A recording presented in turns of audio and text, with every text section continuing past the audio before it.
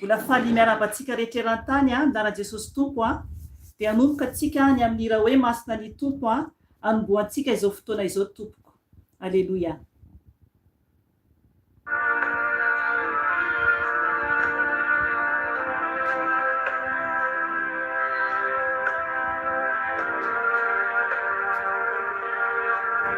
Asandrato ny tompo masinao, sandrato izy satria masina ny tompo.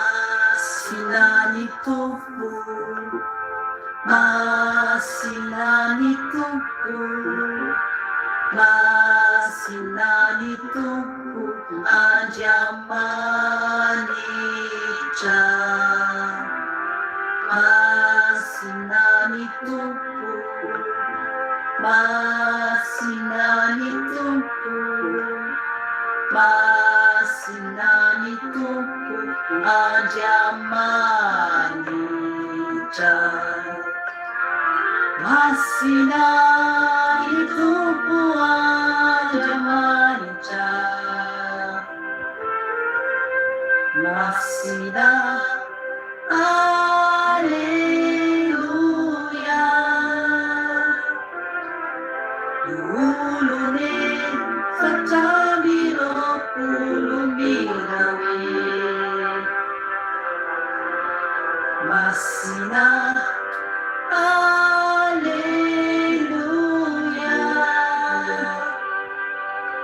Nanzelikyo mihirawe fa masina. Masina, alleluia. Iulumu avunzimira fa masina. Masina mitomu Andriamanitra. Rainayo masina. Sensasio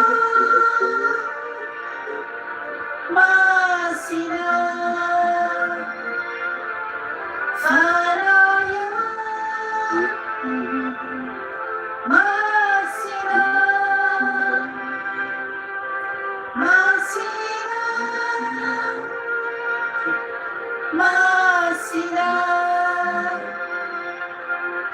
Raya masina. Sensasio masina. Faraya masina. Masina, masina.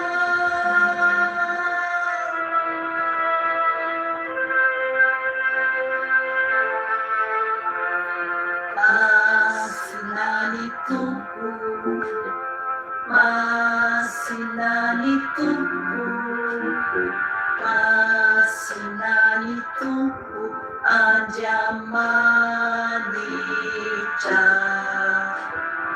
Masina ni Tompo, masina ni Tompo, masina ni Tompo, Andriamanitra.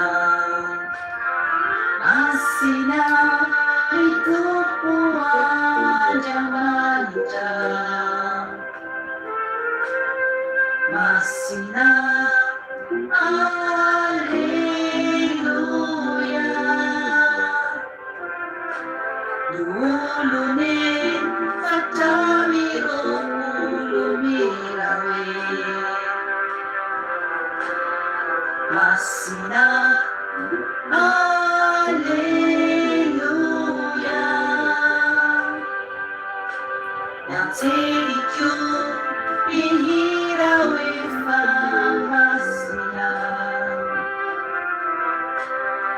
Masina, alleluia. iulungu avunji mira famasina masina ni Tuku Andiamanitra rainayo masina Jesus masina fanayo masina masina masina rainayo masina Jesus masina fanayo masina masina masina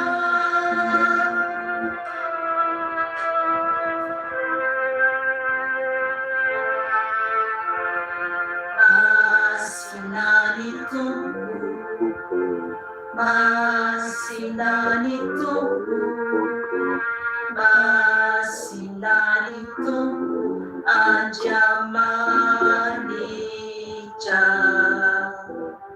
masinani Tuku masinani Tuku masinani Tuku Andiamanitra. Aleluia, aleluia. Masina ny Tompo Andriamanitra, araka izany ira entsika izany. Ry havana, ny Tompo dia masina tokoa. Engany tena ho tsapantsika tokoa ny fahamasina ny Tompo amin'ny fiainantsika. Satria raha ohatra ka tsy masina isika tahaka ny Tompo dia tsy ho tafiditra ny lanitra mihitsy. Faly miarabanareo eran-tany aho amin'ny anaran'i Jesosy Tompo anio sabata fa 7 ny volana febroary 2026. Ry havana andro fandraisana fanasan'ny Tompo anio. Idiran'ny Tompontsika amin'ny vavaka. Oka itsika tena hivavaka tokoa amin'ny fanahy satria mazava ny teny ny amin'ny ira teo izay hentsika hoe masina ny Tompo. Asandrato ny Tomponao. Atsovy izy dia raha izy ankala zao izy. Oka ianao anandratra ny vavakanao amin'ny fanahy tokoa mba ho hen'ny Tompo avy indrindra ny vavakanao. Idiran'ny Tompo isika Tompo. Jesosy Tompo misaotra anao. Midera mankalazanao Jesosy satria Andriamanitra tsara indrindra ianao. Andriamanitra lehibe indrindra ianao Jesosy ary tsy misy toanao. Ianao no deraina, ianao no ankalazaina, ianao no asandratra Jesosy. Misaotra tompony amin'izao fotoana atoandro izao Jesosy. Afanay mbola miaona minao eto izay eran-tany Jesosy. Miantso ny anaranao, mankalazanao, mideranao Jesosy satria Andriamanitra velona sy mahery ianao. Andriamanitra tsara indrindra ianao Jesosy ary tsy misy toanao. Jesosy Tompo ho any amin'ny iza moa izahay raha tsy ho any aminao irery ihany. Ianao rery ihany ilay masina sy mahery. Ianao rery ihany ilay hira nataonay teo Jesosy. Ka mendrika deraina ianao, mendrika kalazaina ianao Jesosy. Mangataka aminao Tompo hanatrika izao fotoana izao. Tompo malala midina amin'ny toerana misy anay tsiraray avy. Oka ny fanahy masinao andray ny contrôle Jesosy amin'izao fotoana izao, izao fotoam-bavaka izao. Amboary tsiraray avy, ovainy momba anay tsiraray avy ny amin'ny teny izay omenao anay rehefa avy eo ny amin'ny fampibebahana anay. Satria Jesosy mila mibebaka izahay, Jesosy mila mibebaka izahay mba hiaona aminao. Ka misaotra anao Jesosy oka ny fanahy masinao hiasa aminay tsiraray avy. Ka ny voninahitra ho anao, ny dera ho anao Jesosy hatramin'ny taloha indrindra sy ankehitriny ary mandrakizay doria. Misaotra Tompo amin'ny anaranao nanaovanay izany vavaka izany. Aleluia. Amen. Amen. Mipetraka isika Tompo. Mipetraka isika. Afaka manidy micro ianareo amizay tsy hiverina ty amiko ny feonareo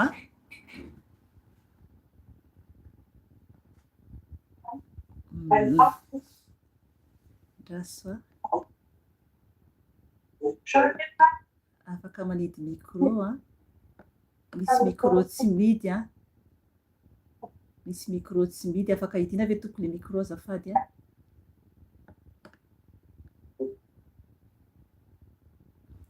raisitsika ny ten'Andriamanitra ibebahantsika zany ny ten'Andriamanitra ibebahantsika an'io a dia mampieritreritra tokoa ny teny izay nomeny fanahy masina antsika zany hoe ibebahantsika zany an'io. Ny teny a dia manambara an'Andriamanitra izay ny teny tamin'ny Mosesy sy Arona ny amin'ny teny izay iseho zany a ny amin'ny mombany Farao. Alleluia, alleluia. Zany no ibebahantsika an'io. Ny amin'ny tenin'ny Tompo Andriamanitra, mahagaga io teny io a, mahagaga io teny io a. Okitsika iaino tsara mihitsy satria ilay teny a dia manambara ny amin'ny tenin'Andriamanitra teny tamin'ny Mosesy izany. Ao bokin'ny Exodosy, Exodosy toko 7. Exodosy toko 7 a, io zany ibebahantsika dia rehefa fibebahana antsika dia androka ny asan'ny maizina dia angataka ny fanahy masina dia omeko ny zokerika zany ny toeny amin'ny fandraisana ny fanasan'ny tompo zany. Exodosy toko 7 a, andiny fa 4:20 ka hatramin'ny 4:20 vakiko hatramin'ny 4:20 mihitsy a, fa ny tena raisitsika zany a dia eo amin'ilay andininy eo ambony zany eo amin'ny andininy 4:20 zany tena hoe nomeny tompo antsika, fa ovakiko ihany izy am'izay afaka marezany ny complet zany ianao. Exodosy toko 7 a, andiny fa 4:20 ka hatramin'ny fa 4:20. Ovakiko ny teny amin'ny anaran'i Jesosy Tompo. Eto a dia ny titre ato amin'ny baiboliko dia hoe ny loza voalohany ny rano tonga rà. Amen. Zay zany a ilay titre zany. Andiny fa 4:20. Ary hoy ny Tompo tamin'ny Mosesy, mafifoy Farao ka mandatsy amela ny olona andeha. Makanesa ao aminy ianao raha ampitso maraina. Indro andeha ho any amoron-drano izy. Verimpandeha hatrio amin'ny 10:20. Makanesa ao aminy ianao raha ampitso maraina. Indro andeha ho any amoron-drano izy. Mijanona eo amoron'ny Eli ianao. Mijanona eo amoron'ny Eli ianao. Mandra-piaviny. Ary ny tena ilay niova omena rana dia hoentinao eny an-tananao. Dia lazao aminy hoe ny Tompo Andriamanitry ny Hebreo no naniraka ahy akaty aminao. Ilaza hoe avelao ny oloko andeha mba hanompoany ahy any an-tany efitra. Nefa indro tsy niaino ianao mandraka ankehitriny. Koa izao no lazain'ny Tompo. Izao no ahafantaranao fa izao no Tompo. Indro ny teko ity antanako no ikapohako ny rano aon'ny Eli ka ho tonga rà izany. Dia ho faty ny hazan-drano aon'ny Eli ka ho maimbo iny Eli ary tsy ho afaka hisotro ny rano avy aon'ny Eli intsony ny Ezipsiana. Nanafatra Mosesy koa ny Tompo hoe lazao amin'ny Arona hoe raisy ny tehinao ka atsory eo ambonin'ny ranon'ny Ezipta ny tananao.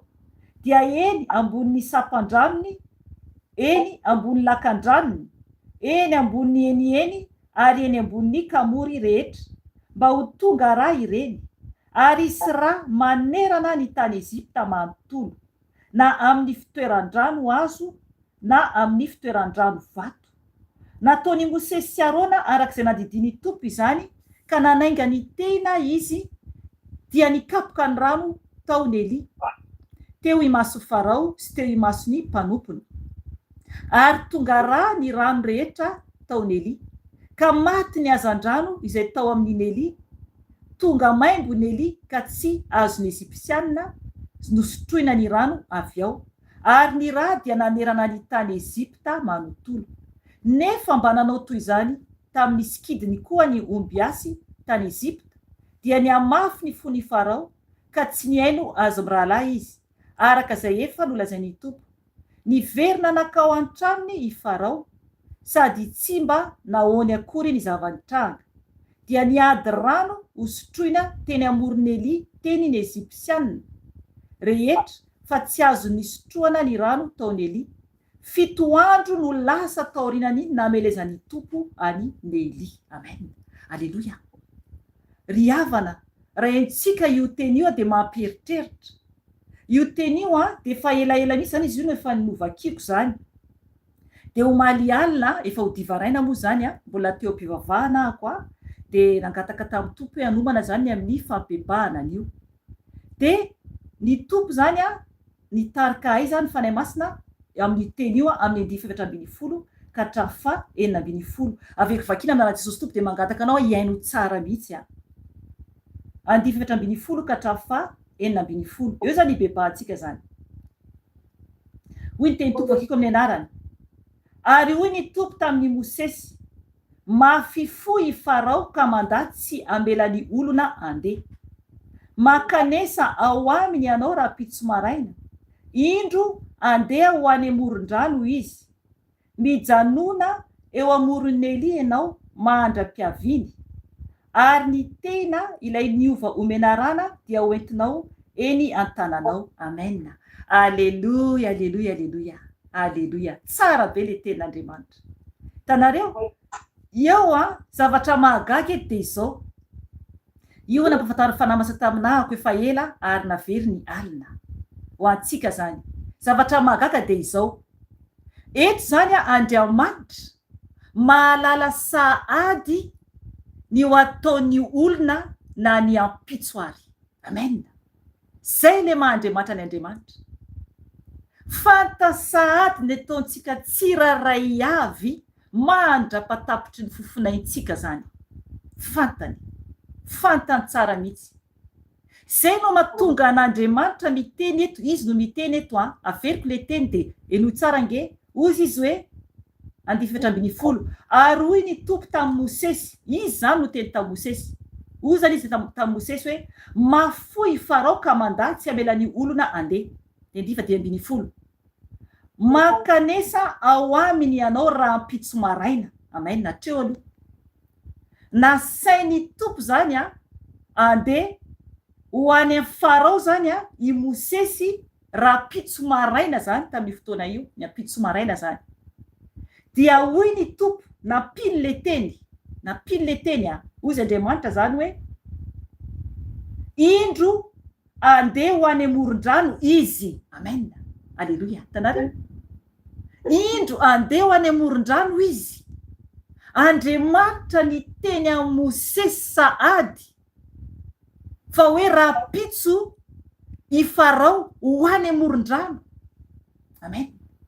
Eo zany tsika zany eo zao tsika amin'izao fotoana zao ny ataontsika raha pitso efa hitan'i Jesosy efa fantatry ny tompo ny ataontsika raha pitso na rehefa avy eo ary fantany tsara mihitsy. Alleluia, alleluia. Fantany tsara mihitsy.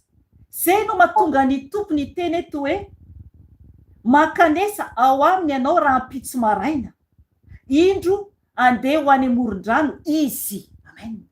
Ho any amoron-drano izy zany dia hoy ny toy any teny hoe o zany Jesosy any aminy satria ny tompo izy Jesosy dia izy ihany no Andriamanitra o zany izy zany miantsony Mosesy andeha ho any amoron-drano izy mijanona eo amoron'ny ianao mandra-piaviny.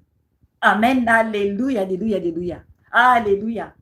Jerevana le tantara i Mosesy iainga fantany tsara zao fa ho tonga eo amoron-drano izy iandry amin'ny Farao. Amen. Amen. Iandry amin'ny Farao. Fantatry Mosesy tsara fa i Farao tsy iaino an'Andriamanitra. Tsy iaino an'Andriamanitra. Nefany mandeha manao ny asan'Andriamanitra ihany i Mosesy. Zay koa tsika mitory foana ambarao foana Jesosy fa marobe no tsy haino. Marobe no tsy haino. Misy efa pahalalany tompo mandetry tena anatrehany Jesosy aho sanatria tsy mireare kory tompoko. mialatsy indrindra ko raha nyteny izao satria fanamasina no mampiteny ahy. Misy olona iresaka amiko indraindray dia tonga de efa ampahafantariny tompo ny momba le olona fa tsy hainao ny tompo izy, tsy hainao ny tompo le olona. Na olona hita fasafasy ary de efa miteny fanahy masina hoe tsy haino io fa mbarao foana ny teny, ohatr'izany ambara fanahy masina. Ka zay le izy eto zany ny tompo dia naniraka ihany amin'ny Mosesy. Zay rehefa eto dia le loza voalohany le am'le raha. Fa fatatsika tsara fa misy loza folo. Zay vao namela ny zanak'Israely nivoaka i Farao.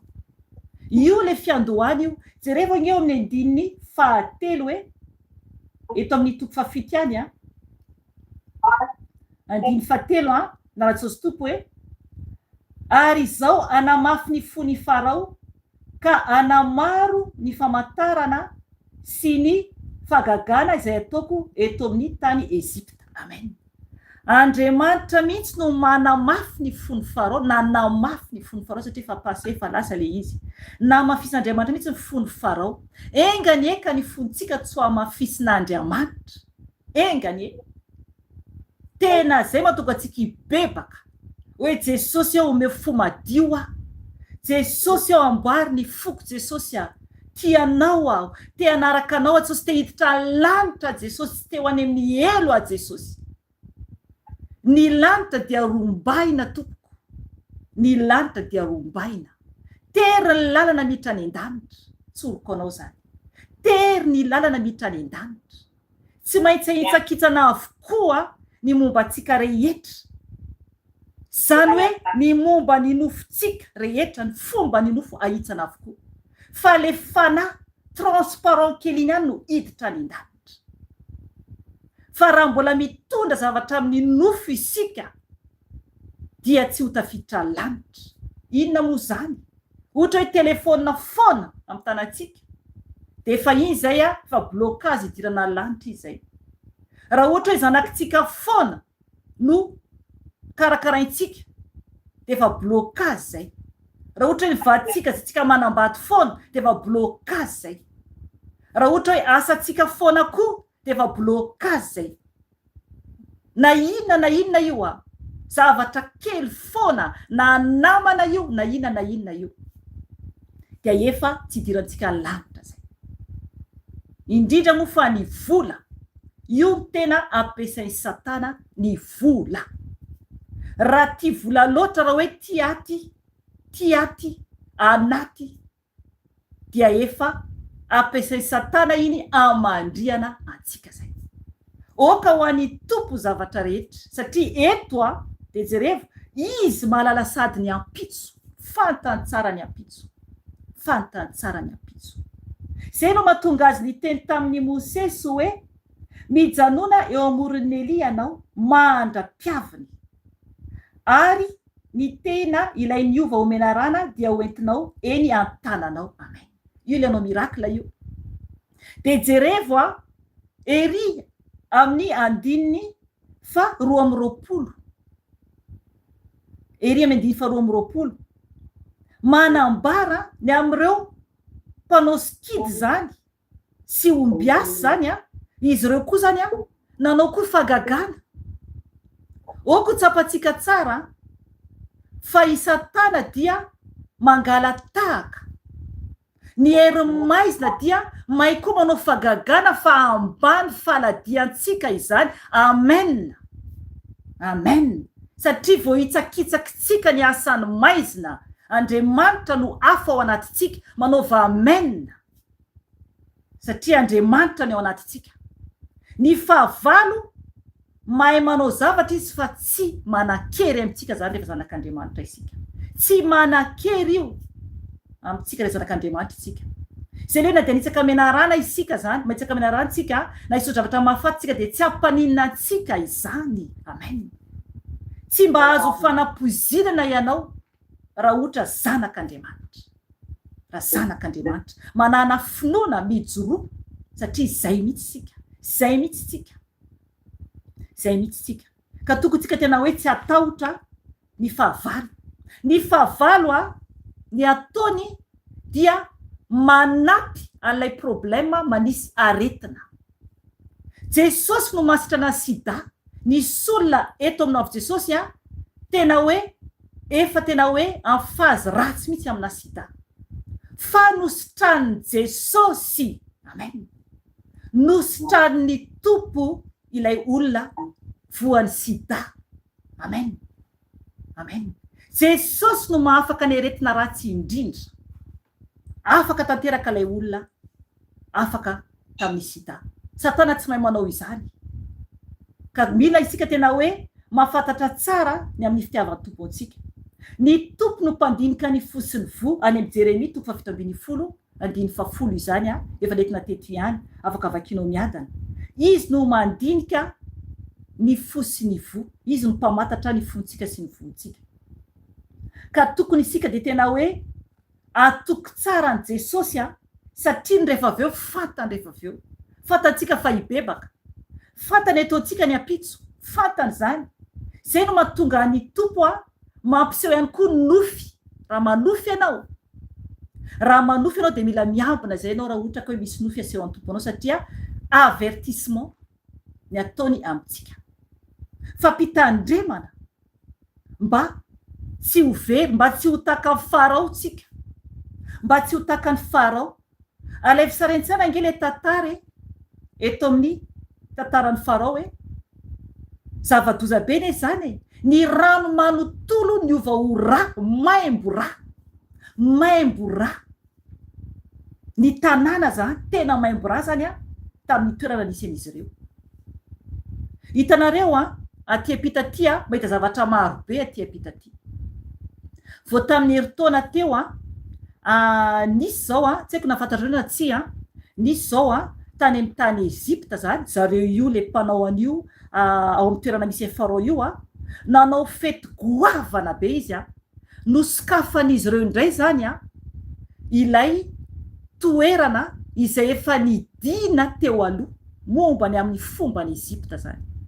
Dia nanao zareo toerana ngeza be nataon'izy ireo afahany raha-tany mivizite zany, de statue ngeza be isan-karazany ireo andriamanitra an'izy ireo teo aloha. Le Farao tena statue lehibe zany.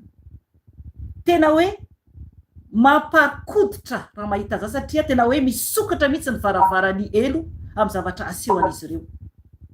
Statue isan-karazany ireo Farao teo aloha sy ny fomba tsampy teo aloha tena hoe goavana be any Ezipta amintsika amin'ny teny zao.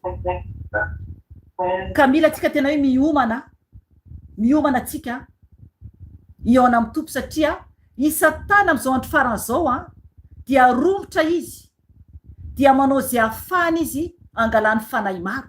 Any Amerika koa tao tany Amerika izay nahitako tamin'ny YouTube tamin'ny roa taona lasa angambany izay zavatra niseho ne zareo ny olona mpanompo sampy tena hoe manana fiangonana mihitsy, fiangonana tena hoe satanista mihitsy ary koa isan-karazany dia indray andro tamin'ny YouTube tomobile lay lehilahy feno sary ary feno karazana sarina tena hoe sarina devoly zany, sarina Satana amin'ny fiarany. Ataony sary mihitsy zany mipetaka amin'ilay tomobile hatramina lakroa mivadika. De mijanona izy dia mitory an Satana izy zany. Hatramina tatouage isan-karazany de mitory mihitsy izy an Satana, maka olona koa izy. Aisytsika amin'izany. Aisytsika zanak' Jesosy. Ny fahavalo mihitsy no koa mitory koa any Andriamanitra keliny. Tsy menatra mihitsy lay lehilahy. Mijanona ary mitory koa amin'ny marika be dehibe amin'ny fiarany. Tena marikoriko mijery an'ilay sarin'ilay devoly amin'ilay fiarany. Ary ny tena noa hita mihitsy hoe eo le tatouage isan-karazany. Tsy miafina intsony ny fahavalo. Tsy miafina intsony ny fahavalo fa mitory eny ivelany koa izy. Mitory eny ivelany koa izy. Aty aminay aty a Belgique dia itory venao ivelany. Raha ohatra zazao andeha hivoaka eo ivelany trano itory tonga polisy aka, tonga ny polisy aka, zay ny ty aminay aty. Tsy azonao atao intsony andeha hitory hitenin'i Jesosy hoe andray mikrôvy ianao hoe hiteny mafy eo, tonga dia gadrain'olona ianao. Zay ny ty, zay ny ty. Ary voambara ihany koa aty aminay aty fa tsy azonao atao ny mandresy lahatr'olany amin'ny ara-pananao, zany hoe mangina ianao zany. Tsy afaka mitory ianao. Fa ny ataoko indraindray rehefa tarian'ny tompo hoe antony olona io dia miteny moramora miresaka amin'le olona. Fa raha miteny aminao le olona hoe toriko ianao, za tsy ianao anao, dia mangina ianao. Zay le izy. Efa tonga zao ny fahalalahana ny amin'ny faratsiny satria efa ipetraka amin'ny plasiny ilay Andriamanitra kely. Efa ipetraka amin'ny plasiny. Ka mila antsika tena mifoha satria ratsy ny fahavalo, ratsy ny fahavalo. Efa miomana avokoa ny amin'ny fitaovana rehetra, efa ao avokoa ny fitaovana rehetra, efa vita ao Jerusalema ny fitaovana rehetra ho amin'ny 3e temple. Efa voaomana avokoa. Efa voaomana avokoa. Ka ibebaka isika, angataka famindrapo am' Jesosy satria ny tompo mahalala ny momba antsika tsiraray avy, mahafantatra momba antsika Jesosy. Andohalika isika angataka ny famindrampo Jesosy. Dia aveo tsika androka ny asany maizina. Raha ohatra ianao ka mahatsiaro hoe reraka, dia aza mitsangana ianao rehefa ohatra ka androka ny asany maizina isika izany. Fa mandoleva ihany amin'izay vao vize ianao ny fanahy masina anadelivren'i Jesosy ianao. Amen. Izy no manafaka. Izy no manafaka. Manana finoana. Manana finoana. Ka andohalika isika ibebaka aloha. Dia raha mahatsiaro reraka ianao dia mijanona-pandolevana rehefa androka devoly isika. Fa ny tompo anafaka anao dia mangata mihitsy Jesosy afao a Jesosy. Andohalika isika tompoko. Dia eto amin'ny tompo ny momba anao mibebay ianao, mitalaova am' Jesosy ianao, izy no mahalala ny momba anao. Za tsy mahafantatra izay anatin'ny sainao, ny tompo no mahalala ka okitsika ibebaka. Ianareo eran-tany koa dia toy izany, mibebako natrehan Jesosy. Vavaka isika tompo. Jesosy tompo indreto izahay. Mangataka ny famindramponao Jesosy aho. Satria Andriamanitra lehibe indrindra ianao. Mibebaka izay tompo ny amin'ny faratsinay. Mibebaka izay tompo ny amin'ny tsy fahatanteranay. Jesosy eo mifona aminao tompo satria mazava Jesosy fa indraindray izay dia toa ny farao Jesosy. Mafo Jesosy tsy mankatoa anao. Tsy mendrika izay Jesosy malala o. Ka mangataka ny famindramponao. Mangataka ny famelanao Jesosy. Sasao amin'ny ranao Jesosy ny momba anay tsiraray avy. Enoy Jesosy ny fibebah zanakao eran-tany. Enoy tompo ny fitalaonay Jesosy miantso anao. Tompo malala o, fantatrao ny momba anay tsiraray avy. Na dia tsy miteny ary izahay. Fantatrao Jesosy ny ampitsonay. Fantatrao Jesosy mandra-pelanay ety. Tompo malala o, mandra-pikipiny masonay dia efa voasoratra ao avokoa izany Jesosy. Nefa tompo, tsy fantatray ny toerana izay aleanay Jesosy. Raha ohatra izay Jesosy ka tsy mankatoa anao, ka toy ny farao Jesosy dia tsy ho tafiditra ny lanitra. Ka mamindra fo Jesosy eo, mamelany elokay. Diovy ny fonay Jesosy mangatamy Jesosy anadiovany ny fonao mihitsy mangatamy Jesosy mibebay ianao. Sokafo vavaonao natrehan Jesosy mibebay ianao. Tompo mamindra fo aminay. Mamelany elokay Jesosy satria mpanota tsy mendrika izay. Tompo malala o, sasao amin'ny ranao Jesosy ny momba anay manontolo. Diovy ny fisainanay Jesosy malala mba hadio. Sasao ny toe-tsaiko Jesosy mba hadio. Sasao amin'ny ranao soa. Satria ny ranao Jesosy no afaka manadio anay. Afaka manadio anay Jesosy. Sasao amin'ny ranao zay tompo malala o. Tompo malala o, mangataka aminao ko tompo. Diovy koa ny fijerinay. Diovy ny masonay Jesosy mba hadio. Mba hadio eo anatrehanao. Sasao amin'ny ranao Jesosy ny masonay Jesosy. Ny amin'ny fijery mianjonanjona. ny amin'ny fijery mitsaratsara, ny amin'ny fijery mivilana, ny amin'ny fijery fiatsaram-belatsia. Diovy Jesosy ny masonay zanako tsirairay averan-tany Jesosy io.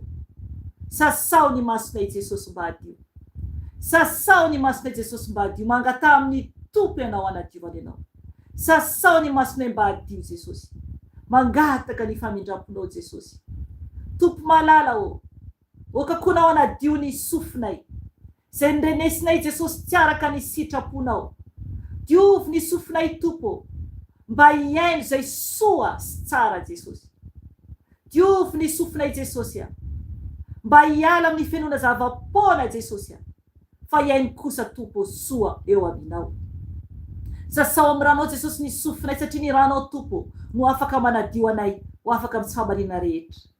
Sasao Jesosy amin'ny ranao ny sofinay. Diovy tompo ny sofinay mba hadio Jesosy. Tompo malala o, ny vavanay koa Jesosy. Ny vavanay tompo, ny teny zay avoaka vavanay tompo, dia Jesosy dia manimba olona. Dia Jesosy dia tsy mitondra soa Jesosy, fa mitondra fandravana. Ka diovy Jesosy ny vavanay, mangatao tompo na diova ny vavanao amin'ny rano. Diovy ny vavanay tompo amin'ny rano soa. Sasao ny vavako Jesosy. Diovy ny lelako Jesosy amin'ny ranao, mba hitezava-tsoa Jesosy. Diovy ny lelako amin'ny rano soa Jesosy, mba tsy teniteny foana Jesosy. Mba tsy petipetina zava-pona Jesosy, fa mba hitandrina vao hiteny Jesosy. Tahaka ny teny Davida mpanomponao Jesosy ao am-boky Salamo Jesosy hoe: asio fiambenana ny varavarany vavako Jesosy. Asio fiambenana varavarany molotro Jesosy. Mangata amin'ny tompo anao raha tsy mahay. Tsisy mahay isika. Mangata amin'ny tompo sy ny fiambenana varavarany molotro antsika. Jesosy asio fiambenana Jesosy varavarany molotro. Mba hiteny amin'ny fotoana zay tianao. Amin'ny fotoana zay tianao ihany. Tompo malala o. Oky anao iambina varavarany molotray. Sasao Jesosy ny vavanay. Sasao Jesosy ny lelanay. Amin'ny rano soa Jesosy. Mba hitondra fiainana Jesosy amin'ny olona. Fa mba tsy hampalahelo olona. Ifonana aminao Jesosy ny teny nandratra olona rehetra. Mifona amin'ny Jesosy ianao amin'ny teny zay navoakanao sao nisy nampalahelo Jesosy. Mifona tompony amin'ny fiteny Jesosy zay mety nampalahelo olona Jesosy. Mifona tompo ny amin'ny vavaratsy navoaka tamin'ny olona Jesosy. Mifona Jesosy satria tompo anamarina tena Jesosy dia tsy mety Jesosy fanamarina tena. Ka mifona Jesosy. Diovy Jesosy ny vavanay. Mifona tompony amin'ny teny rehetra zay nandratra olona Jesosy. Mamela anay anao. Mamela anay anao Jesosy. Mifona koa tompony amin'ny tsy fankatoavana anao. Mifona Jesosy amin'ny tsy fankatoavana anao. Mifona koa tompo raha menatra izay tompo anambaranao aman'olona Jesosy. Mifona Jesosy satria miaramila anao izahay. Tokony hijoro tsara izay Jesosy mba hiditra ny lanitra. Jesosy malala o. Diovy amin'ny rano koa Jesosy ny tananay sy ny tongotray. Zay niraisy ny tananay, zay nalehan'ny tongotray tompo tsy araka sitraponao. Okanao anadio anay amin'ny rano soa. Tompo malala o, ny momba anay manotolo, ny tenanay manotolo Jesosy diovy amin'ny rano soa koa. Tompo malala o, sotranay Jesosy ny ranao, anadio ny taovanay rehetra, anadio lalandranay Jesosy. Diovy Jesosy amin'ny rano Jesosy ny taovanay tsiraray avy. Mba adio Jesosy. Okanao tompo andoro ny loharana karetina rehetra Jesosy anatin'ny tenanay. Doro Jesosy zay tsy novolenao Jesosy anatin'ny tenanay Jesosy. Diovy amin'ny ranao zay. Satria Andriamanitra masina sy mahery anao. Jesosy tompo. Mifona koa zay tompo ho an'izao tontolo izao Jesosy. Mamela ny heliko ny tsiraray avy anao. Mamindra fo amin'ny zanako tsiraray avy anao Jesosy. Satria Andriamanitra velona sy mahery anao. Ary tsy misy toanao. Tompo malala o. Misaotra anao namela anay. Misaotra anao nanafaka anay. Ka hitsangana tompo izahay. Andray ny hery sy fahefana. Androaka ny asan'ny fahavalo Jesosy. Satria tompo efa tenao iroainy ny devoly. Ka minaranao tompo va Nazareta no andraisanay ny hery sy fahefana. Ka hitsangana anay Jesosy. Androanay ny asan'ny maizina rehetra. ka nananaovana izay Jesosy amin'ny andidiko sy androako. Ny asa maty Satana rehetra, zanatsipika zay mitady alefa ilay rasy dia adorana manao zany Jesosy. Tsy manan-kery, tsy manam-pahefana. Miala ny asa maty Satana amin'ny tenanay, amin'ny ankonanay, amin'izao groupe zao, amin'ny zanakao eran-tany. Potehina amin'ny ranao zany Jesosy, tsy manan-kery, tsy manam-pahefana. Efa resy anareo Satana. Torona amin'ny raha Jesosy andavaky ny elo ny plasinao. Miala devoly faky vina rehetra. Potehina amin'ny raha Jesosy, ravana amin'ny raha Jesosy, davaky ny elo ny plasinareo. Tsy manan-kery, tsy manam-pahefana. Miala devoly femorana rehetra. Potehina amin'ny raha Jesosy. Torona amin'ny raha Jesosy, devoly femorana. Potehina amin'ny raha Jesosy, davaky ny elo ny plasinareo. Tsy manan-kery, tsy manam-pahefana. Miala devoly Beelzebouba. Torona amin'ny raha Jesosy, ravana amin'ny raha Jesosy. Potehina amin'ny raha Jesosy, davaky ny elo ny plasinareo. Miala koa devoly Lucifera. Didina amin'ny raha Jesosy Nazareta ianao. Potehina amin'ny raha Jesosy, ravana amin'ny raha Jesosy, davaky ny elo ny plasinao ny Lucifera. Potehina amin'ny raha Jesosy ianao, miala ianao, tsy manan-kery anay fa resy ianao, miala ianao, torona amin'ny raha Jesosy. Miala koa devoly Jezebela. Torona amin'ny raha Jesosy devoly Jezebela. Potehina amin'ny raha Jesosy, ravana amin'ny raha Jesosy, miala ianao Jezebela. Efa resy ianao, ravana amin'ny raha Jesosy ianao, potehina amin'ny raha Jesosy, tsy manan-kery, tsy manam-pahefana.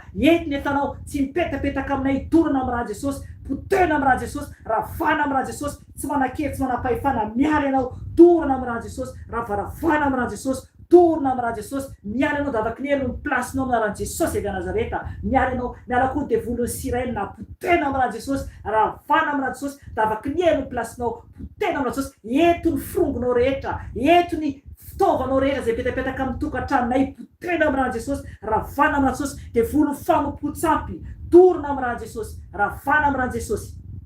Tsy manan-kery, tsy manam-pahefana, efa resy ny devoly fanompo-tsampy. Ravana amin'ny raha Jesosy, miala amin'ny tenanay, miala amin'ny tenanay, tsy manan-kery aminay fa efa resy ianao, davaky ny elo ny plasinao devoly fanompo-tsampy. Efa resy ianao, potehina amin'ny raha Jesosy, ravana amin'ny raha Jesosy. Ny fanaratsirana zay manafika anay koa ny écran, de potehina amin'ny raha Jesosy, ravana amin'ny raha Jesosy. Miala devoly ny mpamosavy, potehina amin'ny raha Jesosy, ravana amin'ny raha Jesosy. Tsy manan-kery anay fa efa resy anareo, efa resy anareo. Miala koa devoly ny fahatezerana, devoly anatin'ny fo ao, de potehina amin'ny raha Jesosy, ravana amin'ny raha Jesosy. Miala fonay nareo, miala fonay nareo, potehina amin'ny raha Jesosy. Tsy manan-kery anay fa efa resy. Miala anatin'ny fonay ny devoly ny fankalana, devoly ny tsy fitiavana. Torona amin'ny raha Jesosy, miala anatin'ny fonay, tsy manan-kery aminay, tsy manam-pahefana fa efa resy. Torona amin'ny raha Jesosy, davaky ny elo ny plasinareo. Miala nareo, miala koa devoly aliko fahafatesana.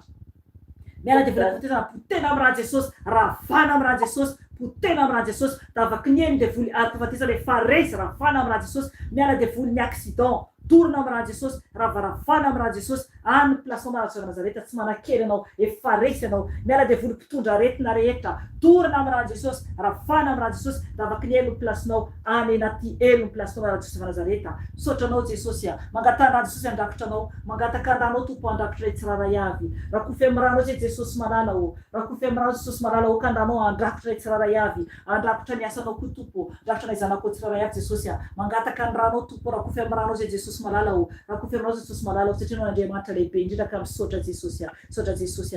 Ferinando alika itsika nitsangana, angataka ny fanahy masina, angatao ny fanahy masina, ameno anao, angatao ny fanahy ny iray, ameno anao. Fanahy masina o, indreto izay, mangataka aminao fanahy masina, ianao le fanahy ny iray lehibe indrindra, ianao le fanahy masina tsara indrindra, ka mangataka aminao zay, oka ianao ameno anay, oka ianao ameno anay zanakao tsiraray avy fanahy masina, satria tsy mahavita tena izahay. Oka ianao ao anatinay fanahy ny iray, fanahy fitin'Andriamanitra velona o, midira ao anatinay, midira ao anatinay fanahy masina. Oka ianao ameno anay fanahy masina, oka ianao ameno anay fanahy masina, satria tsy mahavita tena izahay. Fenoy izay fanahy masina ao anatinao, fenoy izay fanahy masina o. Oka ianao fanahy masina, ameno anay, fenoy anao izay fanahy masina o. Milanao zay fanahy iray, fanahy fitin'Andriamanitra velona o, fenoy anao izahay. Milanao zay fanahy masina, oka ianao hiasa amin'ny tsiraray avy, oka ianao ameno anay tsiraray fanahy masina, satria ianao le fanahy ny iray, ianao le fanahy ny iray, ka milanao fanahy masina o, milanao fanahy masina o. Fenoy anao izahay, fenoy anao zay fanahy masina o, fanahy fahendrena, oka ianao anome fahendrena anay, fanahy fahatakarana, oka ianao ameno anay, oka ianao ameno anay. Fanahy ny tompo, oka ianao ameno anay, fanahy ny fahamarinana, oka ianao ameno anay. Milanao zay fanahy masina o, milanao zay fanahy masina o. Fanay fahazavana, azavao izay. Azavao zay fanay masina. Oka anao anazava ny dianay fanay masina. Fanay mpisolo vava, manomboka anio oka anao hisolo vava zanakao tsiraray avy. Oka anao ny ampiteny tsiraray avy. Ka tena katoanao izay fanay masina. Satria anao nilainay. Ka misaotra anao fanay masina. Misaotra anao. Aleluia, aleluia. Misaotra tompoko. Voninahitra ho anao rery any. Aleluia, aleluia. Amen. Amen. Misaotra Jesosy. Amen, amen. Aleluia, aleluia.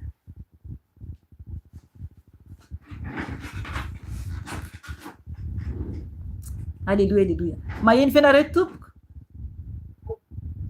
Misaotra Jesosy. Aleluia. Ie.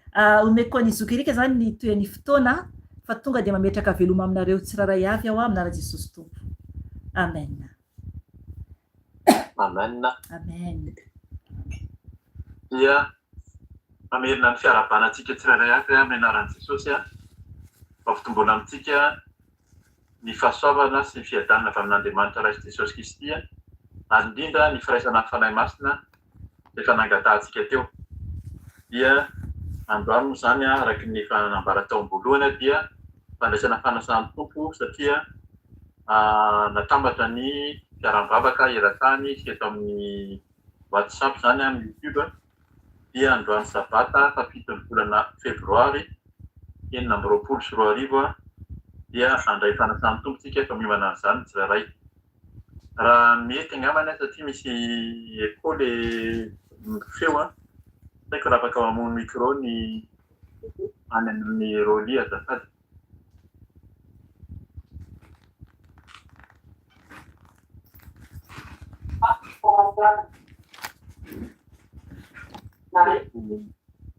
Somary piserina kely ny telefônina dia mivoaka ny micro.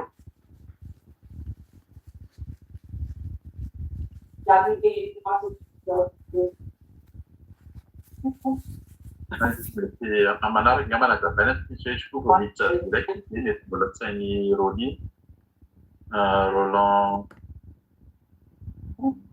Lenarana azafady ay zay maty zany le telefônina misaotra ny mpanompony ny namono an'le telefônina. Dia misaotra ny tompotsika arak'izay miomana ny fandraisana fanasan'ny tompo zany dia misaotra ny tompo koa tsika ny amin'ny teny fampibedahana izay mety nmpanompony teo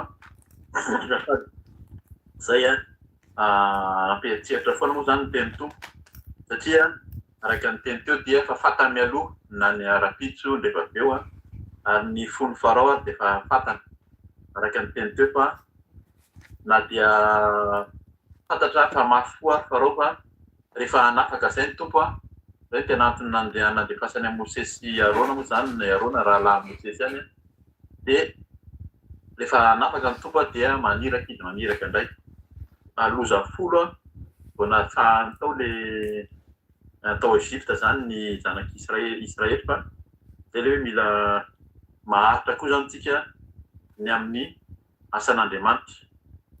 Dia misaotra ny tompotsika ny amin'ny izao fotoana izao ny tsirairay avy zay tafiditra eto zany mety mivantana na mihaino amin'ny manaraka ianao dia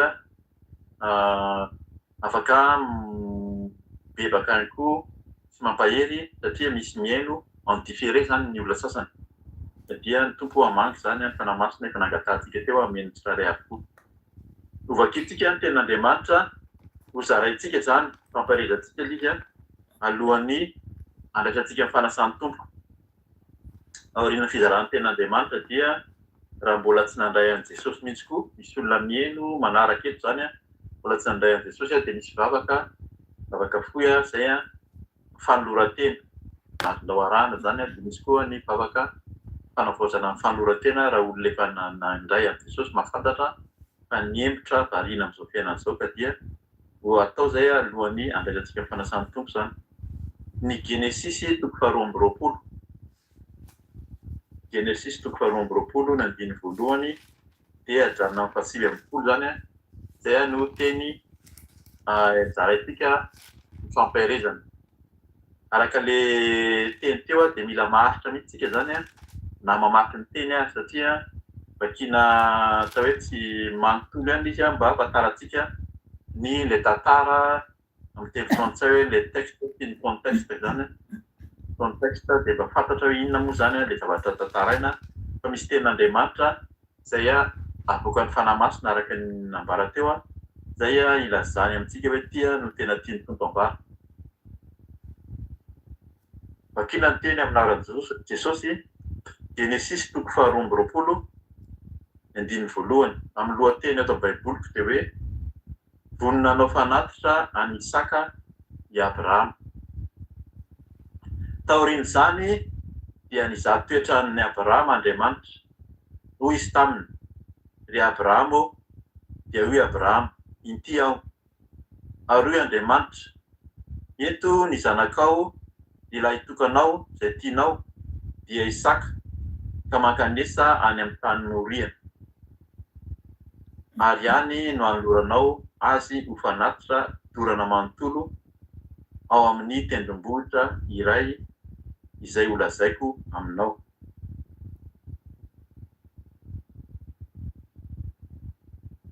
Andininy fahatelo amin'ny anaran'i Jesosy dia nifoha vao maraina i Abrahama nanisy lasely ny borikiny ka nitondra ny mpanompony roalahy sy Isaka zanany niaraka taminy. Namaky ny hazo arihitra amin'ny fanatitra dorana manontolo izy dia niainga ka nakany amin'ny tany izay nolazain'Andriamanitra taminy. Noho tamin'ny andro fahatelo raha nanompo ny maso ny Abrahama dia nahatazana ilay tany tery lavitra tery hoy Abrahama tamin'ny zatoviny mijanona eto amin'ny boriky ianareo fa izao sy ny zazalahy dia andeha akeriny mba hivavaka ary avy eo hiverina eto aminareo indray. Dia nalain'i Abrahama ny arehitra amin'ny fanatitra dorana manontolo ka natataony any Isaka zanany. Fa izy kosa no nitondra ny afo sy ny antsy teny an-tanany dia niara nandeha izy mianaka. Ary hoy Isaka tamin'ny Abrahama rainy hoe dado dia hoy izy inty aho anaka. Ary hoy ny zanany indreto ny afo sy ny kitay fa aiza kosa ilay ondry atao fanatitra dorana manontolo. Hoy Abrahama anak'Andriamanitra no ahita izay ondry atao fanatitra dorana manontolo. Dia niara nanohy ny diany ihany izy mianaka.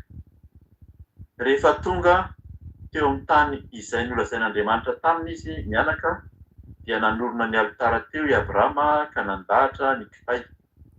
Dia namatotra any Isaka zanany izy ka nametraka azy teo amin'ny alitara teo ambony kitay ary nanatsotra ny tanany i Abrahama ka nandray ny antsy mba hamonoana ny zanany. Fa niantso azy avy any an-danitra ilay angelin'ny Tompo ka niteny hoe ry Abrahama, ry Abrahama. Dia namaly kosa izy hoe inty aho. Hoy ilay anjely aza manatsotra ny tananao amin'ny zaza ary aza maninona azy akory ianao. Hitako izao fa matahotra an'Andriamanitra ianao ka tsy nalovanao tamiko ny zanakao dia nilay tokanao. Ary nijery Abrahama ka indro nisy ondry lahy teo aorinany voasaroboky ny kirihitra ny tandrony dia lasa naka ilay ondry lahy Abrahama ary nanolotra azy ho fanatitra dorana manontolo ho solon'ny zanany. Ary ny anaran'izany tany izany dia nataony Abrahama hoe ny Tompo no ahita, izany hoe izany no ilazana mandraka ankehitriny hoe any an-tendrombohitra no isehon'ny Tompo.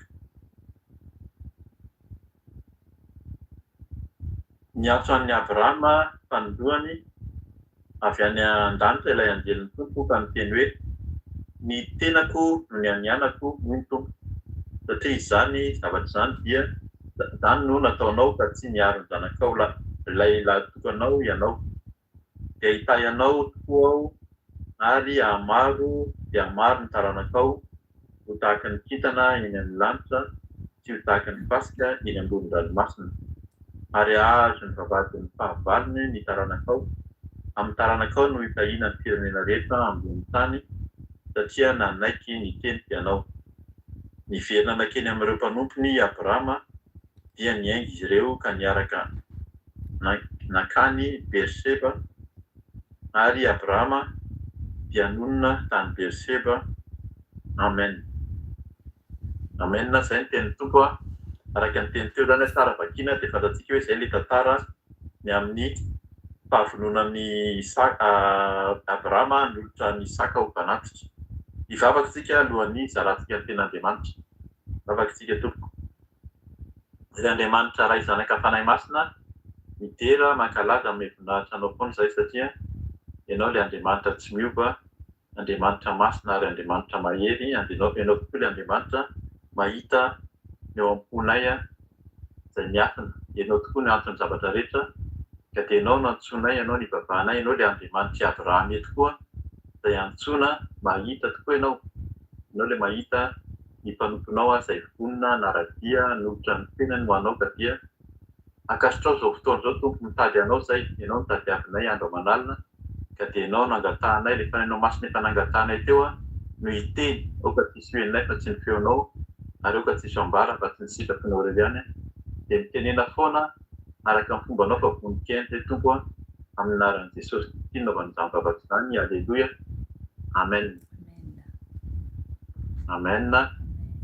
Totran'ny tompontsika izany teny izany dia hovakintsika moa izany misy arakaraky ny hoe inona no anazavan'ny Tompo ny amin'ny tenin'Andriamanitra. Ny tena fototra eto izany dia fanatitra nataony Abrahama. Isaka ny tokony nasaina natao mifanatitra fa satria Andriamanitra no miteny dia nanaraky Abrahama mafimafy izany toetra izy. Tena hoe fitsapana an'ity izany indraindray ny Tompo tena mitsapa antsika hoe aiza ho aiza ny finoantsika rehefa manaradia azy. Indraindray na dia Abrahama efa niantso, Abrahama miresaka amin'Andriamanitra, zay izy ny tena mahagaga. Miresaka amin'Andriamanitra izy dia fantany hoe Andriamanitra no miteny, zay mahatonga anazy nanaraka. Fa Andriamanitra io zany Andriamanitra tsara, tsy mitady faharatiana fa ino moa feo hoe tena fanamelohana dia fahafatesana ho antsika fa rehefa tena miaraka aminy mankatoa azy dia tena karakarainy ary tsika fa mila mahatoky hatramin'ny farany. Zay zany efa fantatsika sady ao amin'le lohateny eto. Dia vakiko ny teny amin'ny anaran'i Jesosy. Taorin'izany dia nizaha toetra any Abrahama Andriamanitra hoy izy taminy ry Abrahama dia io Abrahama ity aho ary io Andriamanitra entony zanakao ny lahy tokanao izay tianao dia Isaka ka mankanetsa any amin'ny tany Moria ary any no anoranao ato mpanatitra dorana manontolo ao amin'ny tendrombohitra iray izay holazaiko aminao. Amen. Anankiroa zany no efa azotsika raisiny eto ny anankiray ny tenentsika teo dia ny amin'ny fitsapana nataon'Andriamanitra ny Abrahama. Niteny izy dia nihaino Abrahama dia niteny Andriamanitra hoe eto ny zanakao ny lahy tokanao izay tianao. Rehefa mamaky tenintsika manko dia tsara foana zany le vakina miadana dia dinio tsara efa manino izy miteny eto le tele baiboly zany eto mamaky mitenytsika hoe hoy Andriamanitra eto ny zanakao dia nasiany faingo ny lahy tokanao izay tianao. Zany hoe zavatra anankitelo samihafa mihitsy zany izy. Matoa apetrany mihitsy hoe lahy tokana, fantatr'Andriamanitra mihitsy hoe lahy tokana io nazahoanan'io ary tena sarotra mihitsy nazahoanan'io Isaka io tany amin'ny fahasivy taona mihitsy ny Abrahama vao nahazo an'io Isaka io ary efa nanova anarana mihitsy izy vao nomen'Andriamanitra io Isaka koa zany. Zay koa zany misy zavatra fianarana kely natao hoe fampahirezana fantatsika hoe rehefa miaraka amin'ny Tompo, Abrahama ny anarany, Abrahama zany tsisy hafa, Abraham izy zany ny teoriana fa eto izy efa Abraham. Fa mbola tsy nasian'Andriamanitra an'le ha zany ny anarany Abrahama dia mbola natony fotony fa mbola tsisy zavatra hoe tena hoe fagagana fa ny Tompo rehefa tena miantso antsika dia manova ny anarantsika hoe manisy io ha io zany haso io manko matetika io natao hoe he zany izy amin'ny teny hebreo ny sofiny, le fofinaina. Dia napetraka Andriamanitra tao amin'ny Abrahama zany ny fofinaina dia ny zavatra be be seho. Ohatran'izay koa nataony tamin'ny Saraka misy hasy ny fofinain'Andriamanitra mihitsy zany napetrany tao dia misy fahagagana na dia neveriny efa ho antina ary izy mivady dia niteraka ny Isaka. Dia Zay zany nanao fagagana izy ary isa le tena hoe tiany lahatokana tena tianao sady efa tokana izy no mbola nasaina atao mpanampy zany nefa tiany zareo mihitsy koa. Misy zany mety misy olona hoe ny olona teraka lahatokana hoe tsy tiany fanaverany amin'izao. Zavatra hitantsika zany misy olona miteraka dia na lahatokana fa apetrany ihany, apetrany any amin'ny rainy ihany, apetrany any amin'ny reniny ihany fa tsy nijereny intsony taty aoriana fa zay zany tena hoe fitiavana tena tiany rava mihitsy Isaka. Makamakanesa any amin'ny tany Moria.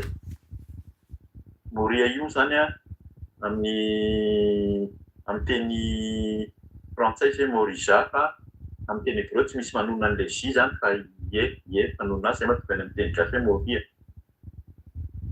Moria zany ety izy dikan'ilay Moria dia io tany Moria io Jerusalema io. I Jerusalema io io tany Moria io zany hoentina any amin'ny tany Moria io dia Jerusalema mihitsy io tany izay nanoran'Andriamanitra anaovana fanatitra io. Midika zany satria tsika zany ao anatin'ny hoe fanomanana fandraisana dia Andriamanitra mihitsy amin'ny ataony amin'ny Abrahama zany zany hoe tia ambara mihitsy hoe za fa ne tena tia anareo tena tian'ny olona dia nomeko hoe andeha aniraka any zanany ameny zanany le tena lahatokany dia tena tiany dia atao fanatitra any Jerusalema. Atao Jerusalema Jesosy no atao fanatitra. Misy fampianarana matetika eto filazana moa zany hoe Jesosy zany tsy tonga mihitsy, tsy tonga tetỳ ambony tany raha tsy efa tafiditra tao an-tany Kanana tao Jerusalema ny zanak'Israely. Abrahama raha mahafantatra tsara tsika mamaky ny tantara teo aloha dia miantso any Abrahama Andriamanitra dia miteny izy hoe mivoa atao amin'ilay tany ray aman-dreninao ianao fa nefa koa any amin'ny tany Kanana. Tany Kanana io io le Jerusalema amin'izao fotoana izao io.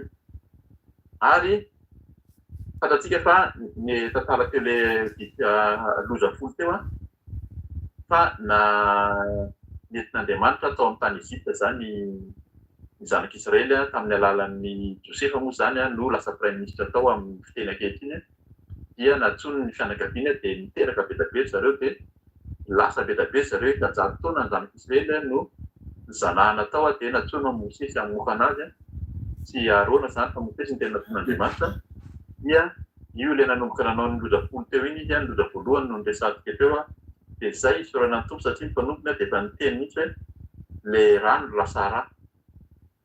Tena mampatsiahy sady zany fa fanomanana an'izao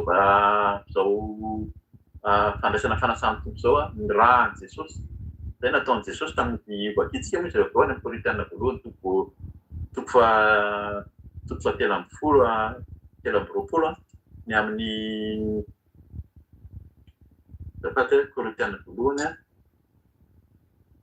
zay ho vakiana mametraka ny toko faha 1 azafady Korintiana voalohany toko faha 1 zay ametrahantsika ny amin'ny hoe fandraisana fanasana tompo. Jesosy no nanasan'ny mpianany dia miaraka ray latabatra taminy tena zava-dehibe io dia niteny izy hoe zao no atao fahatsiarovana ahy dia nanolotra ny tenan'izy mofo sy ranom-boaloboka na divay zany amin'ny olona moa zany fa ranom-boaloboka izy dia zao no atao fahatsiarovana ahy izy. Io ilay tena hoe ny rahan'i Jesosy lasa rà, ny rano lasa rà ary Jesosy nanova rano lasa divay mihitsy koa ary fantatsika izany tantara zany mahagaga zany io Jesosy Kristy fa efa nampifantahana araka ilay tenany teo fa io Jesosy io matoantsika zany hanomana andray fanasana tompo dia mila mino aloha fa le rahan'i Jesosy io no tena fanagotana sy fanadiovana. Zay zany mila mino zany tsika. Inona ny teneniny ka makanesa any amin'ny tany Moria ary any no anoranao azo fanatitra dorana manontolo eo amin'ny tendrombohitra iray izay holazaina aminao. Zay hoe fanatitra dorana manontolo Jesosy no tena natao fanatitra manontolo mihitsy zany.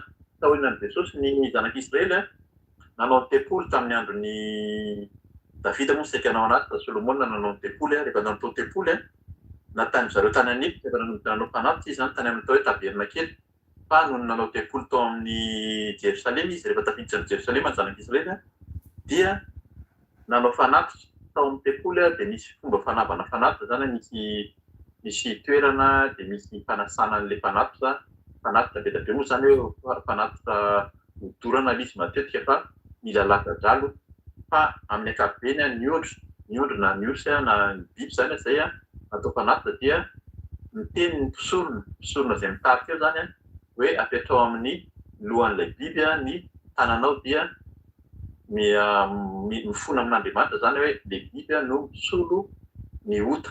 Zay le hoe fanatitra nitsy zany le biby io zany dia avy eo vonoina lasaka ny rahan'le biby dia ny rahan'le biby iny no fanatitra ho famelan-keloka ho an'le olona izay nanolotra fanatitra. Dia Jesosy mihitsy io zany efa tonga n'ity fanatitra mbola tsy tamin'ny taverna kely ity fa efa nisy fomba sady nampianarin'Andriamanitra ny Abrahama hoe izao ny fanatitra tokony atao, fanatitra dorana manontolo. Fa Jesosy no nanolotra ny tenany ho fanatitra indray mandeha monja teo amin'ny hazo fijaliana. Io teo amin'ny tendrombohitra nanolotra ny tenany Jesosy tamin'ny indray mandeha monja teo amin'ny hazo fijaliana dia vita io. Ary ny mpianatra ary niteny rehefa nijery ny tsidika ny tempolo ny mpianatra dia hoy izy hoe jereo fa tsara tarehy be ity tempolo ity dia hoy Jesosy hoe hitanareo fa tsisy vato iray fanomboary io. Dia tonga ny Romanina nandrava nandoro ny tempolo tamin'ny taona 70 taona nahaterahan'i Jesosy année 70. Tamin'ny taona 70 taona nahaterahan'i Jesosy dia fototra tsisy tony ny tempolo fa rava tanteraka ny mur de lamentation dia tafajanona zany ao Israely ao Jerusalema fa tsisy tony. Dia rehefa tapitra ny tempolo dia ao ihany ny azo anaovana fanatitra dia tsy nisy tony fanatitra hatramin'izay. Tsy nisy tony fanatitra. Zay zany mila fantatsika fa ny jiosy dia tsy manao fanatitra intsony. Io no nangalaran'ny musulman tahaka satria musulman 700 taona eo taona nisian'ny kristianina vao namorona ny atao hoe islamo ny islam zany. Dia nangalany tahaka ny fomba jiosy izay manao fanatitra sy ny fomba kristianina fa ny kristianina sy ny jiosy tsy manao fanatitra intsony ohatrany ataon'ny islam zany le manapaka lohana mandratsa-drano ndraika fa vita io Jesosy efa niteny hoe izy le zanak'Andriamanitra nanolotra ny tenany indray mandeha monja izy dia tapitra efa niteny izy hoe ravy io izy. Izay zany sady tsara fantatsika ny amin'ny atao hoe fandraisana fanasany tompo ny rahan'i Jesosy inona moa zany tena vokatry rahan'i Jesosy io fa io dia tena manadio manafaka atsika. Raisitsika sady ny tenin'Andriamanitra satria mety hoe vakiana moa zany le tenin'Andriamanitra eo ny tompo mahafantatra ny an'izavana azy fa raisitsika ny tenin'Andriamanitra miaraka amin'izay satria tsara fatarina fa tamin'ny andron'i Jesosy dia niteny an'izany mihitsy izy. Jaona toko fahatelo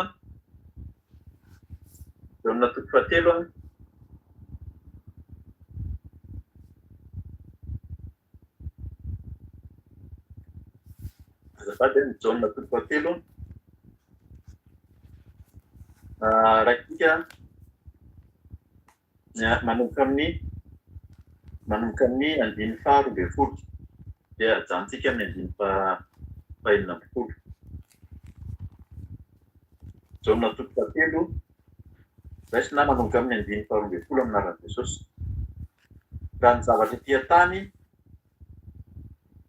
eto zany azavaiko kely amin'izay tonga dia mazava antsika ilay teny tia resaky Jesosy tamin'ny Nikodemosy dia olona ambony mpanapaka teo amin'ny jiosy fa tsy nafantatra mihitsy zany hoe ahoana ny atao hoe fijanganana amin'ny maty sy ny hoe velona indray zany hoe nisy teo hoe famantarana hoe fahaterahana vaovao azafady fahateraham-baovao. Fa zay zany no nanontaniany dia tia ny valiteny nataon'i Jesosy zany taminy rehefa manazava izy hoe amin'ny anaran'i Jesosy hoe raha ny zavatra ety an-tany aza no nolazaiko taminareo ka tsy hinonareo, ahoana no hinonareo raha milaza aminareo ny zavatra any an-danitra aho. Tsy mitsy niakatra ho any an-danitra afa-tsy ilay midina ny any an-danitra. Tsy misy niakatra ho any an-danitra afa-tsy ilay midina ny any an-danitra dia ny zanak'olona izay any an-danitra. Ary tahaka ny nanandratan'i Mosesy ny menarana tany an-tany efitra no tsy maintsy anandratana ny zanak'olona mba hanana fiainana mandrakizay izay rehetra mino azy. Fa toy izao noho ny tiavan'Andriamanitra izao tontolo izao, nomeny ny zanan'ilay tokana mba tsy ho very izay rehetra mino azy, fa hanana ny fiainana mandrakizay. Amen. Zay zany hitantsika fa izay le fanoloran'Andriamanitra ny zanan'ilay tokana le nitenenitsika tamin'ny Abrahama. Ilay tokana ozy izy dia le tiany indrindra. Inona izy, inona ny tenin'Andriamanitra amin'ny 140? Fa toy izao no tiavan'Andriamanitra izao tontolo izao. Tena tiany mihitsy zany ilay tiany indrindra ozy izy. Inona ny tenenina hoe nomeny ny zanan'ilay tokana mba tsy ho very izay rehetra mino azy, fa hanana fiainana mandrakizay. Zay zany mila mino aloha, mila mino an'i Jesosy dia raha te hanana fiainana mandrakizay. Tsika zany torintsika eto foana dia mba hananantsika ny fiainana mandrakizay ho tafiditsy ny lanitra. Zay foana ny resahana eto amin'izao fiarahan'ny vavaka izao hoe ho avy Jesosy Kristy ho tafiditsy ny lanitra ve tsika sa tsy ho tafiditra. Fa zay ny tenenina hoe mila mino aloha ny zanan'ilay tokana izay tena tiany dia ary nomeny io nanao fanahy dia manana fiainana mandrakizay. Tsy azavaiko firy le ry ambony ery fa ny tompo no manazava an'izay amin'ny tsirairay avy angamba raha verina mafy hoe ahoana ozy izy no inonareo raha milaza aminareo ny zavatra any an-danitra aho. Jesosy zany rehefa miresaka dia zavatra any an-danitra io foana ny resahana.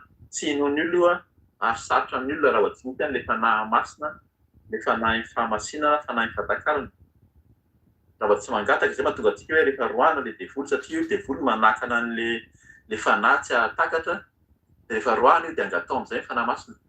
Fenoy fanahy masina, fenona mihitsy le fanahy masina, le fanahy fatakarana, fanahy manolo-tsaina, fanahy misolo vava araka ny resantsika teo, fanahy fahamarinana, fanahy fahamasinana angatao amin'ny tompo, fa tsy takatritsika io. Nikodemosy dia tena tsy natakatra mihitsy na dia mpampianatra sy mpanafika teo amin'ny Jiosy tamin'izany fotoana izany, fa zavatra any an-danitra no resahan'i Jesosy. Dia zay zany hoe Jesosy no ilay zanak'ilay tokana tian'Andriamanitra natolotra ny famonjena izao tontolo izao. Io ary rehefa kelikely moa zany vakitsika fa tian'Andriamanitra voavaky iny avy eo fa fizantsika ny famakiana ny teny amin'ny Jesosy 1:3. Ny fovao maraina i Abrahama nanisy ny lastely ny borikiny ka nitondra ny mpanompony roa lahy tsy saka zanany niaraka taminy. Namaky ny hazo arehatra amin'ny fanafitra dorana manontolo izy dia niainga ka nakany amin'ny tany izay nolazain'Andriamanitra taminy. Nohony tamin'ny andro fahatelo dia nanompo ny maso ny Abrahama dia nahatazana ilay tany tery lavitra ery. Hoy Abrahama tamin'izao tokony mijanona eto amin'ny borika anareo fa izaho sy ny zazalahy dia andeha ankery mba hivavaka avy eo hiverina eto aminareo indray. Amen.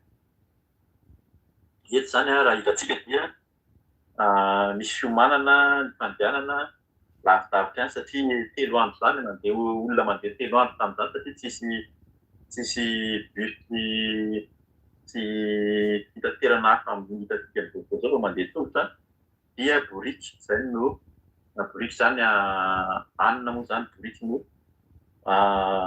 fitaovana hitaterana entana koa na hitondrana olona tamin'izany dia mandeha 3 andro.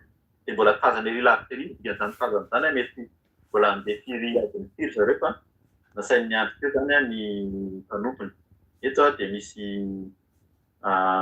fampianarana koa hoe dia indray zany rehefa manao an'ilay fanafika na mitady an'Andriamanitra ny tsirairay avy dia indraindray dia tena hoe mandeha rery, tena hoe tena manolotra ny tena tiako fanafika dia raha olona zany indray Jesosy miantony mpianana hoe vy Jona sy Petera sy Jakoba andao hiara hivavaka amiko na hiaraka amiko any an-tendrombohitra fa matetika izy irery no mivavaka.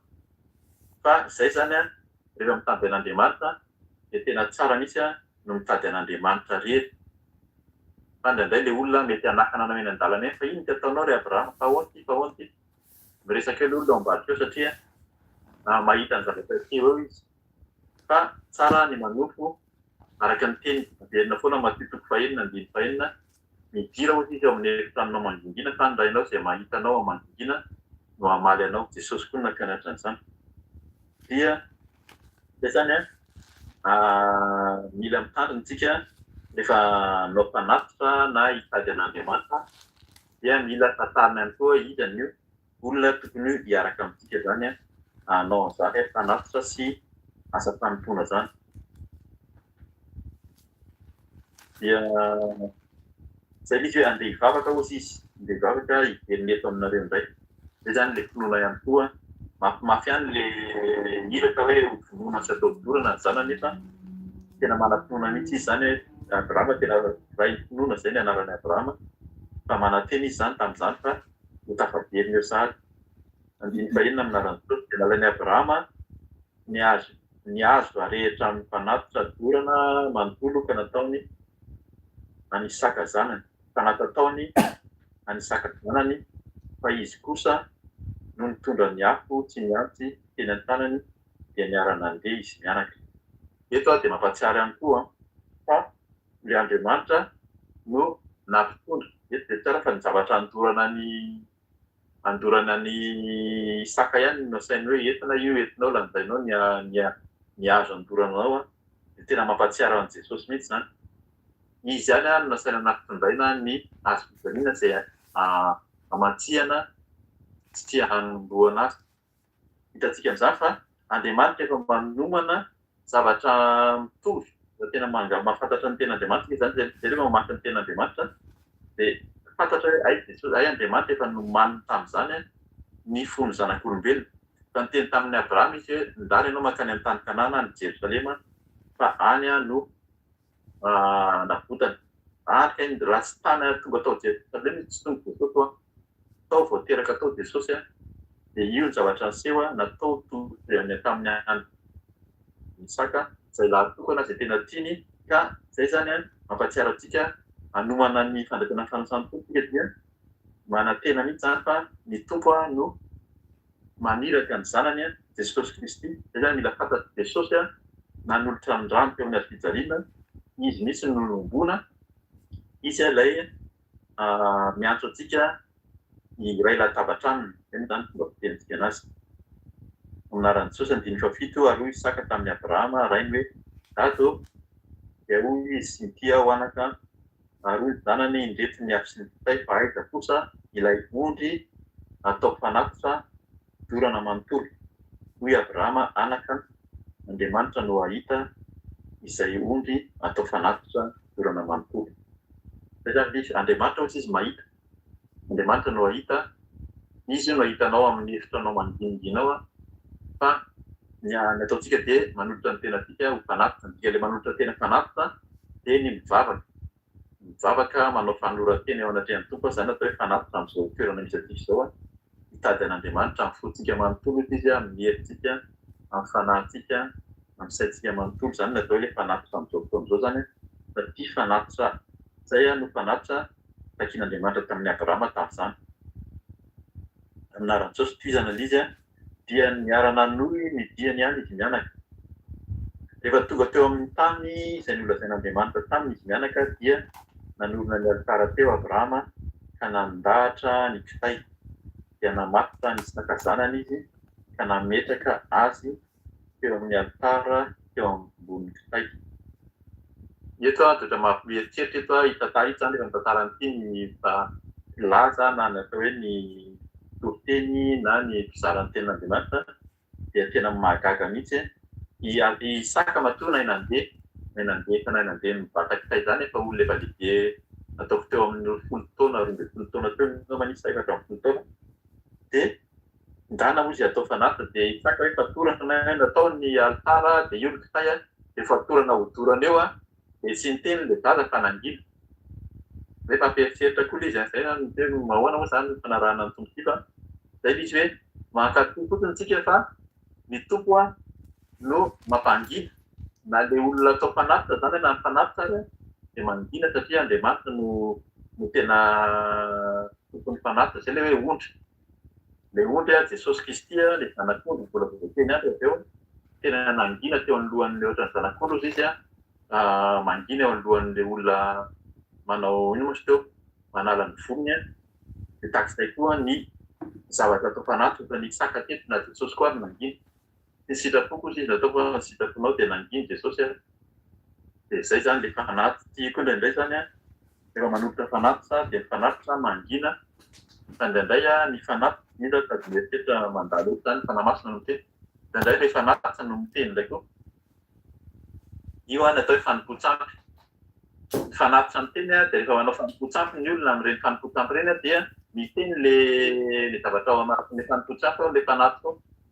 ay niresaka miteny olo izy miteny olo fa de zany azontsika dinihana ny ten'Andriamanitra tandrefa raha fanaty sa miteny mety tsy araka ny sitrapon'Andriamanitra na tsy avy amin'Andriamanitra koa sadia de zany izy hoe nanginy izy fa nanaiky fotsiny de andiny fahafolo amin'arany Jesosy ary nanatsotra ny tanany Abrahama ka nandray ny azy mba hamonoy ny zanany fa niantso azy avy any an-danitra ilay anjelin'ny tompo ka teny hoe ry Abrahamo ity aho hoy ilay anjely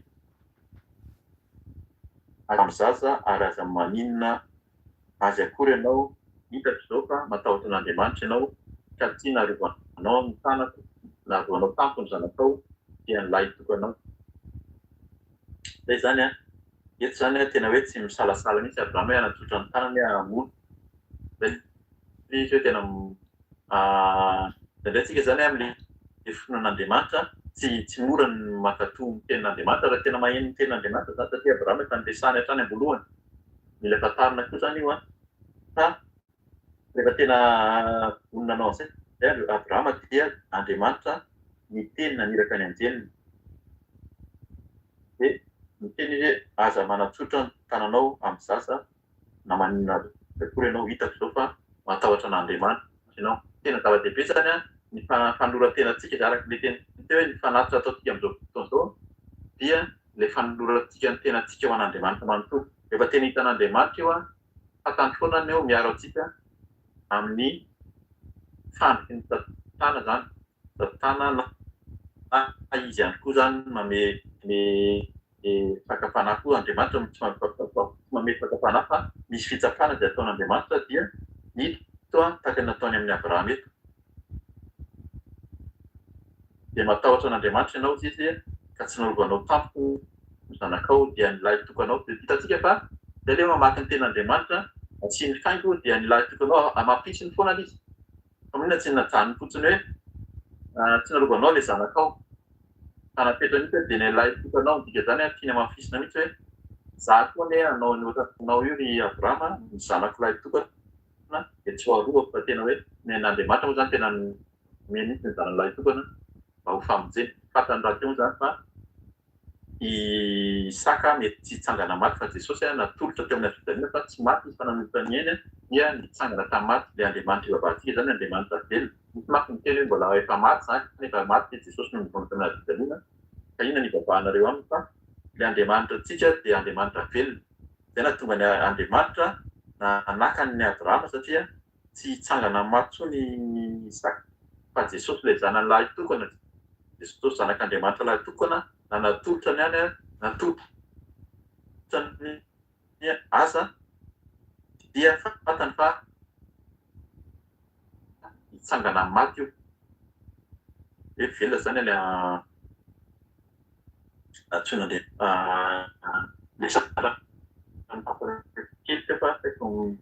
ka zay mihitsy sy ratsy le réseau sakelika maheno fa ohatrany tapatapaka be mety zareo ngamba zao sahirana tapatapaka be ny aminareo ratsiratsy le réseau any hitako Thomasina zao hita hoe ratsiratsy le réseau any io ratsy réseau any aminareo hitanao tsy tena tsara de nenao koa zokerika ohatrany hoe mihetsiketsika ihany koa le tapatapaka koa le feo maheno tsara ve nareo tompoko ratsiratsy ny fifandraisana amin'ny maheno tsara ve nareo tompoko ratsiratsy mihitsy le réseau anaovantsika anazy angambany toizy kely azo kerika na ho tapahantsika angamba de Amen. amen. Mas maheno. Tapatapaka be le izy na angambany ho ataoko amin'ny telefônina ray hafa angambany. Ndraso ho tapahako de ho ataoko amin'ny telefônina anankiray hafa satria mety amin'ilay ordina maheno nareo. Amen. Ay maheno ka. Dahora azo kerika maheno ozy izy lova satra tompoko. Amen.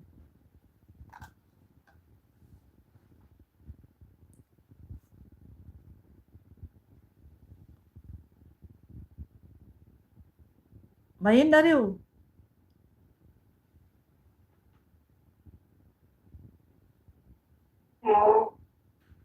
Maheno ohatrany tapatapaka.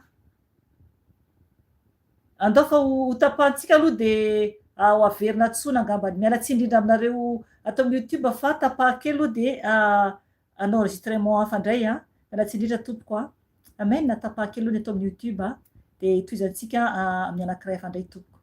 Amen.